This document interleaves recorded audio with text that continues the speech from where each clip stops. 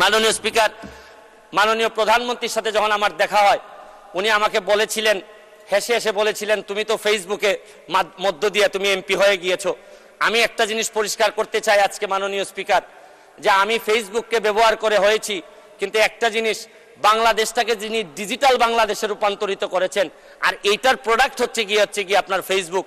এই ডিজিটাল বাংলাদেশ এবং স্মার্ট বাংলাদেশ যিনি তৈরি করেছেন, এই বিবেচনা যদি আপনি করেন, কারণ ডিজিটাল বাংলাদেশ না করলে আমি ফেসবুকে 7 মিলিয়ন ফলোয়ার তৈরি করতে পারতাম না।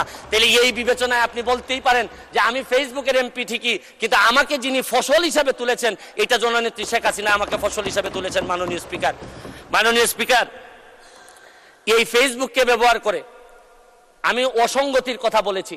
এই ফেসবুককে ব্যবহার করে আমি ফুটবলে নিয়ে মানুষকে মাঠে নিয়ে গেছি এবং আমি মাদক মুক্ত সমাজ ব্যবস্থার কথা বলেছি। আমি একটা কথা বলতে চাই, আমি ধন্যবাদ জানাই সজীব ওয়াজেদ জয়, আমি ধন্যবাদ জানাই আমাদের জুনায়েদ আহমেদ পলক ভাইকে, যেভাবে এই কনসিস্টেন্টলি এই উন্নয়নটাকে ধরে নিয়ে যাচ্ছেন। আরে অনেকে আমি বক্তব্যতে শুনি বলেন যে আমরা ডিজিটাল বাংলাদেশ নির্মাণ করব। আমি তো বলি নির্মাণ হয়ে গেছে অনেক আগেই।